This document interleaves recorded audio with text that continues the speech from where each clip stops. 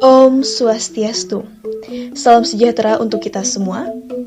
Pada kesempatan ini, kami, kelas 10 IPA 1, akan menjelaskan bab 1 agama Hindu yang terkait dengan niatnya.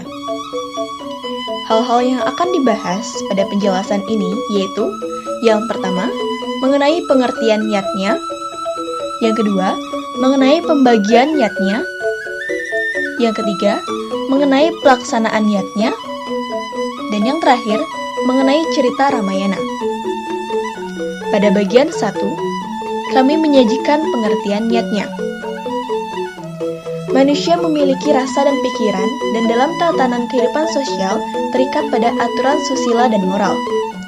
Dengan olah rasa yang baik, maka rasa syukur merupakan salah satu motivasi utama untuk selalu berbuat kebajikan. Kita diberikan hidup sebagai manusia, dilahirkan pada keluarga yang satwam, berada pada lingkungan sosial yang baik, dan diciptakan bersama bumi yang penuh keindahan dan kedamaian adalah suatu yang luar biasa. Oleh karena itu, tidak ada alasan bagi manusia bijak untuk tidak bersyukur dan tidak berterima kasih kepada Sang Pencipta. Ungkapan rasa syukur dan terima kasih kepada Sang Yang Widi atau Tuhan itulah dilakukan dengan niatnya. Niatnya dalam agama Hindu adalah aspek keimanan dan upacara dalam ajaran agama Hindu merupakan bagian daripada yatnya. Bukan sebaliknya, yatnya itu bagian dari upacara. Pengertian dari yatnya memiliki arti yang sangat luas. Di sini, kami menyajikan beberapa pengertian yatnya. Yang pertama, menurut etimologi kata yatnya. Yatnya berasal dari kata yat yang artinya memuja atau memberi pengorbanan atau menjadikan suci. Kata yatnya juga diartikan bertindak sebagai perantara. Adapun pengertian yatnya menurut Rigveda Mandala 8 Supta 40 Mantra 4, yatnya artinya pengorbanan atau persembahan. Yatnya merupakan suatu perbuatan dan kegiatan yang dilakukan dengan penuh keikhlasan untuk melakukan persembahan kepada Yang Widi atau Tuhan Yang Maha Esa, yang pada pelaksanaan di dalamnya mengandung unsur karya atau perbuatan, striya atau tulus ikhlas, budi atau kesadaran, dan bakti atau persembahan. Selama ini, yatnya dipahami hanyalah sebatas piodalan atau mengaturkan persembahan, atau yang disebut juga dengan banten. Pengertian yatnya yang ketiga. Arti yatnya yang sebenarnya adalah pengorbanan atau persembahan secara tulus. Yajamana artinya orang yang melakukan ataupun melaksanakan yatnya. Sedangkan yajus berarti aturan tentang yatnya. Segala yang dikorbankan atau dipersembahkan kepada Yang Widi atau Tuhan dengan penuh kesadaran, baik itu berupa pikiran, kata-kata, dan perilaku yang tulus demi kesejahteraan alam semesta disebut dengan yatnya.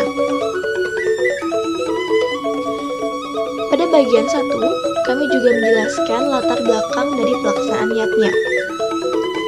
Latar belakang manusia untuk melakukan yatnya adalah adanya hutang atau yang disebut dengan trirana. Trirana adalah 3 hutang yang telah dibawa oleh manusia sejak lahir. Hutang ini yang kemudian menimbulkan patcayatnya, yaitu dari Dewa Rena menimbulkan Dewa Yatnya dan Buta Yatnya, dari Resi Rena menimbulkan Resi Yatnya, dan dari Pitra Rena menimbulkan Pitra Yatnya dan Manusia Yatnya.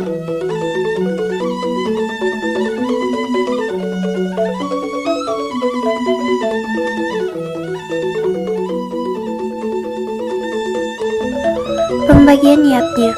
Yatnya terbagi menjadi 5 bagian yang disebut dengan pancayatnya. Bagian-bagian tersebut yaitu Dewa Yatnya, Resi Yatnya, Pitra Yatnya, Manusia Yatnya, dan Buta Yatnya. Dewa Yatnya adalah persembahan suci yang ditujukan kepada Sang Hyang Widi dan para dewa.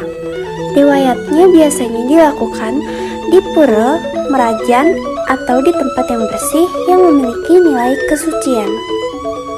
Tujuan dari Dewa Yatnya adalah menyampaikan rasa bakti dan syukur kepada Sang Hyang Widi atas segala anugerahnya. Yang kedua, Resi-Yatnya.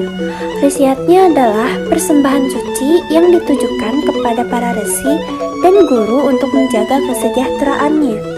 Resi adalah orang-orang yang bijaksana dan berjiwa suci. Pendeta atau sulinggih atau guru dapat juga disebut orang suci karena beliau merupakan orang bijaksana yang memberikan bimbingan kepada murid-muridnya. Tujuan pelaksanaan Resi-Yatnya adalah membayar hutang yang kita miliki terhadap sulinggih, para resi, atau para guru atau resi rena. Yang ketiga, ada Pitrayatnya. Pitrayatnya adalah persembahan suci yang ditujukan kepada leluhur dan betara-betara. Tujuannya adalah menyucikan roh-roh leluhur yang merawat dan membesarkan kita agar mendapat tempat yang lebih baik. Selanjutnya ada Manusayatnya.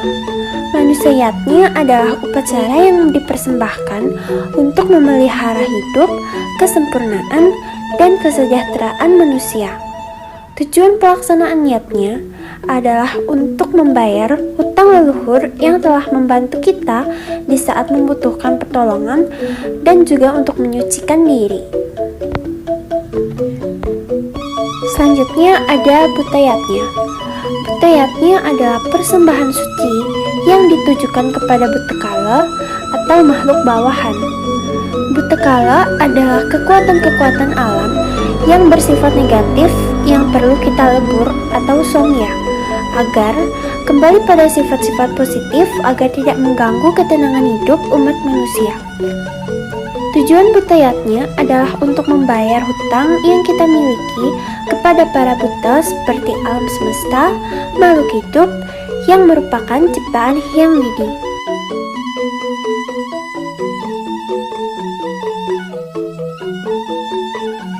Pelaksanaan niatnya dalam kehidupan sehari-hari, banyak jalan yang bisa kita tempuh untuk menghubungkan diri dengan Tuhan Yang Maha Esa atau Sang Hyang Widiwasa.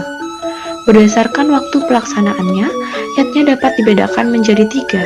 Yang pertama nitya yatnya, yang kedua naitimika yatnya, dan yang ketiga insidental. Yatnya yang pertama adalah nitya yatnya, yaitu yatnya yang dilakukan setiap hari. Contohnya adalah Trisandya.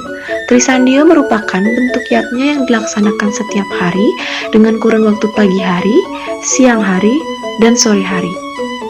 Contoh yang kedua adalah Masaiban, yaitu yatnya yang dilakukan kehadapan Sang Hyang Widiwasa beserta manifestasinya setelah memasak atau sebelum menikmati makanan. Yang ketiga ada Jnana yatnya, yaitu yatnya dalam bentuk pengetahuan dengan melalui proses belajar dan juga mengajar. Yatnya yang kedua adalah naitimika yatnya, yaitu yatnya yang dilakukan pada waktu-waktu tertentu yang sudah dijadwal. Dasar perhitungannya adalah yang pertama berdasarkan perhitungan wara. Perpaduan antara triwara dengan pancawara, contohnya adalah Kajeng Kliwon. Perpaduan antara pancawara dengan saptawara, contohnya adalah Buddha Wage, Buddha Kliwon, Anggara Kasih, dan lain sebagainya. Yang kedua berdasarkan perhitungan wuku, contohnya Galungan, Pagarwasi, Saraswati, dan Kuningan. Yang ketiga berdasarkan atas perhitungan sasih, contohnya Purnama, Tilam, Nyepi, dan Siwaratri. Yatnya yang ketiga adalah insidental. Insidental merupakan yatnya yang didasarkan atas adanya peristiwa atau kejadian-kejadian tertentu yang tidak terjadwal dan dipandang perlu untuk melaksanakan yatnya atau dianggap perlu dibuatkan upacara persembahan.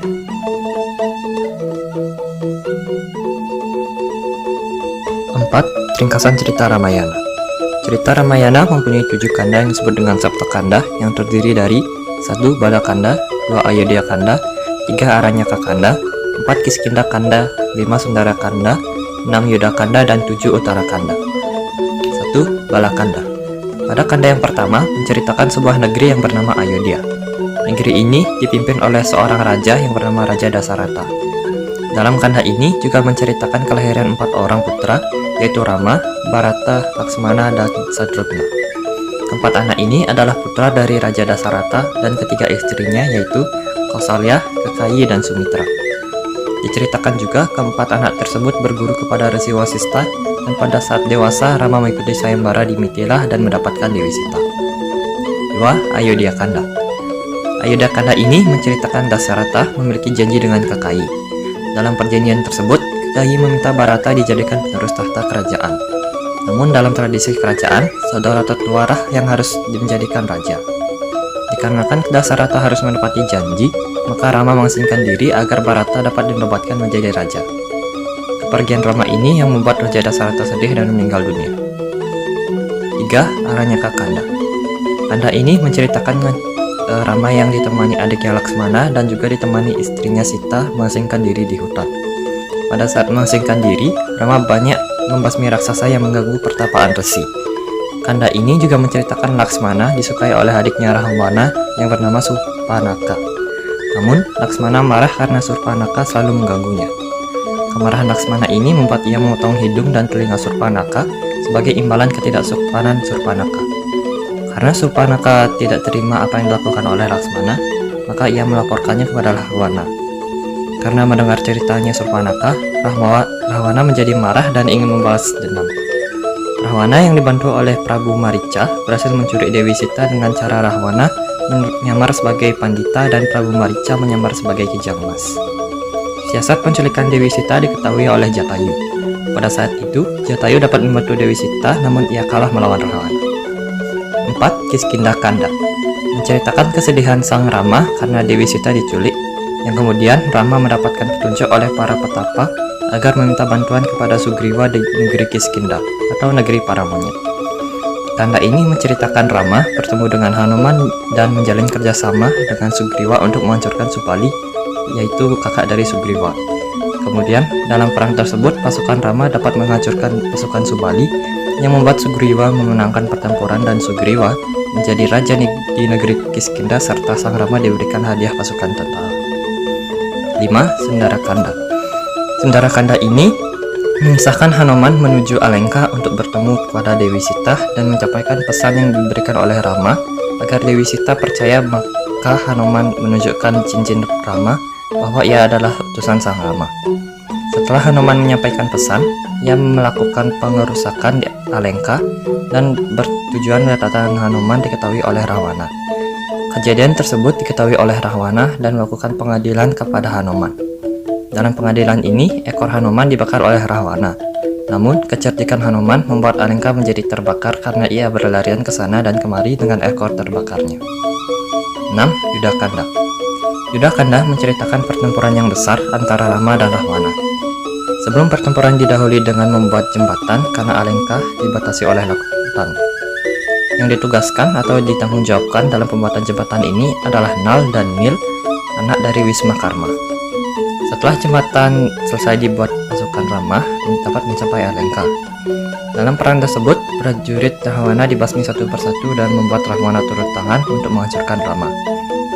Dalam pertempuran tersebut, utusan dari Rahwana seperti Kumbhakarna, Indrajit, dan Rahwana sendiri telah gugur yang hanya tersisa adalah adiknya, yaitu Wibisana.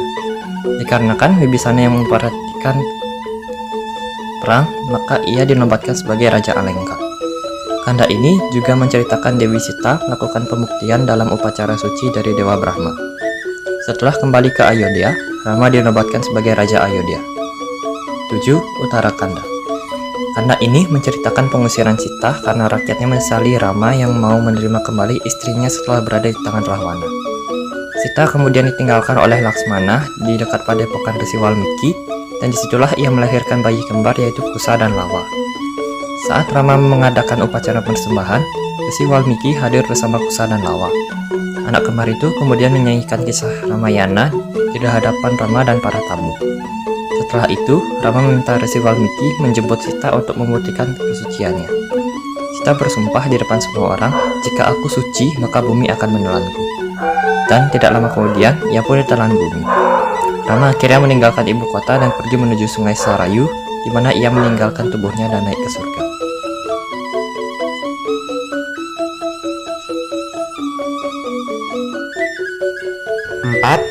nilai-nilai yatnya yang terkandung dalam cerita Ramayana. Dalam cerita Ramayana, kita dapat memetik nilai-nilai yatnya yang terkandung, yaitu dewa yatnya, pitra yatnya, manusia yatnya, resi yatnya, dan buta yatnya. Yang pertama ada dewa yatnya. Dewa yatnya adalah yatnya yang dipersembahkan ke hadapan Ida Sang Yang Widiwasa atau Tuhan Yang Maha Esa beserta seluruh manifestasinya. Dalam cerita Ramayana, banyak terurai hakikat dewa yatnya dalam perjalanan kisahnya. Seperti pelaksanaan Homayatnya yang dilaksanakan oleh Prabu Dasarata. Homayatnya atau Agnihotra sesuai dengan asal katanya Agni berarti api dan Hotra berarti penyucian. Upacara ini dimaknai sebagai upacara penyucian melalui perantara Dewa Agni. Jika istilah dewatanya bukan Dewa Agni, sesuai dengan tujuannya Jamana, maka upacara ini dinamai Homayatnya. Istilah lainnya adalah Hawana dan Huta. Mengingat para dewa diyakini sebagai penghuni Swaloka, maka sudah selayaknya yatnya yang dilakukan umat manusia melibatkan sirkulasi langit dan bumi. Yang kedua ada Pitrayatnya. Upacara Pitrayatnya ini bertujuan untuk menghormati dan memuja leluhur. Kata Pitra bersinonim dengan Pita yang artinya ayah atau dalam pengertian yang lebih luas yaitu orang tua. Sebagai umat manusia yang beradab, seperti apa yang diuraikan dalam kisah kepahlawanan Ramayana, di mana Sri Rama sebagai tokoh utama dengan segenap kebijaksanaan, kepintaran, dan kegagahannya tetap menunjukkan rasa bakti yang tinggi terhadap orang tuanya. Dari kutipan lontar tersebut, tampak jelas nilai Pitrayatnya yang termuat dalam epos Ramayana. Demi memenuhi janji orang tuanya yaitu Raja Dasarata, Sri Rama, Laksamana, dan Dewi Sita mau menerima perintah dari Sang Raja Dasarata untuk pergi hidup di hutan meninggalkan kekuasaannya sebagai raja di Ayodhya. Walaupun itu bukan merupakan keinginan Raja Dasarata dan hanya sebagai bentuk janji seorang raja terhadap istrinya yaitu Dewi Kaikeyi. Sri Rama secara tulus dan ikhlas menjalankan perintah orang tuanya tersebut. Bersama istri dan adiknya yaitu Laksamana, hidup mengembara di hutan selama bertahun-tahun. Yang ketiga yaitu Manusayatnya. Dalam rumusan kitab suci Weda dan sastra Hindu lainnya, Manusayatnya atau Narayatnya itu adalah memberi makanan pada masyarakat atau maweh apangan ringkraman dan melayani tamu dalam upacara atau atiti puja. Namun, dalam penerapannya di Bali, upacara Manusayatnya tergolong sarira samskara. Inti sarira samskara adalah peningkatan kualitas manusia. Manusayatnya di Bali dilakukan sejak bayi masih berada dalam kandungan upacara pawiwahan atau upacara perkawinan. Pada cerita Ramayana, juga tampak jelas bagaimana nilai Manusayatnya yang termuat di dalam uraian kisahnya. Hal ini dapat dilihat pada kisah yang menceritakan Sri Rama mempersunting Dewi Sita. Upacara Sri Rama mempersunting Dewi Sita merupakan satu nilayatnya yang terkandung di dalamnya. Selayaknya satu pernikahan suci, upacara ini dilaksanakan dengan niatnya yang lengkap. Dipimpin oleh seorang Puruhita Raja dan disaksikan oleh para dewa, kerabat kerajaan, beserta para maharsi. Yang keempat ada resiatnya. Resiatnya itu adalah menghormati dan memuja resi atau pendeta. Dalam lontar Agastya Parwa, dijelaskan bahwa resiatnya adalah berbakti pada pendeta dan pada orang yang tahu hakikat diri menjadi manusia. Dengan demikian, melayani pendeta sehari-hari maupun saat-saat beliau memimpin upacara tergolong resiatnya. Pada kisah Ramayana, nilai-nilai resiatnya dapat dijumpai pada beberapa bagian, di mana para tokoh dalam alur ceritanya sangat menghormati para resi sebagai pemimpin keagamaan, penasehat kerajaan, dan guru kerohanian. Maharsi sebagai seorang rohaniawan senantiasa memberikan wejangan suci dari ilmu pengetahuan keagamaan untuk menuntun umatnya tentang ajaran ketuhanan. Keberadaan beliau tentu sangat penting dalam kehidupan umat beragama. Sudah sepatutnya, sebagai umat beragama, senantiasa sujud bakti kepada para maharsi atau pendeta sebagai salah satu bentuk jatnya yang utama dalam ajaran agama Hindu. Dalam epos Ramayana, banyak sekali dapat ditemukan nilai-nilai resiatnya yang termuat di dalam kisahnya. Oleh karena itu, banyak sekali hakikatnya yang dapat dipetik untuk dijadikan pembelajaran dalam mengarungi kehidupan sehari-hari. Dan yang kelima ada butayatnya. Upacara butayatnya ini lebih diarahkan pada tujuan untuk nyomnya buta kala atau berbagai kekuatan negatif yang dipandang dapat mengganggu kehidupan manusia. Butayatnya pada hakikatnya bertujuan untuk mewujudkan buta kala menjadi buta hita. Buta hita artinya mensejahterakan dan melestarikan alam lingkungan atau suara prani. Upacara butayatnya lebih cenderung untuk nyomia atau mendamaikan atau menetralisir kekuatan-kekuatan negatif agar tidak mengganggu kehidupan umat manusia dan bahkan diharapkan membantu umat manusia. Pengertian butayatnya dalam bentuk upacara amat banyak macamnya. Kesemuanya itu lebih cenderung sebagai upacara nyomia atau mendamaikan atau mengubah fungsi dari negatif menjadi positif. Sedangkan arti sebenarnya butayatnya adalah memelihara kesejahteraan dan keseimbangan alam. Pelaksanaan upacara dewa yatnya selalu dibarengi dengan butayatnya. Hal ini bertujuan untuk menyeimbangkan alam semesta beserta isinya. Nilai-nilai butayatnya juga nampak jelas pada uraian kisah epos Ramayana. Hal ini dapat dilihat pada pelaksanaan homayatnya sebagai yatnya yang utama, juga diiringi dengan ritual butayatnya untuk menetralisir kekuatan negatif sehingga alam lingkungan menjadi sejahtera. Demikianlah penyampaian materi mengenai yatnya dari kelas 10 IPA 1. Mohon maaf apabila dalam penyampaian materi ini ada kesalahan kata yang disengaja maupun tidak disengaja. Akhir kata kami ucapkan terima kasih dan kami tutup dengan Parama Santi. Om Santi Santi Santi Om.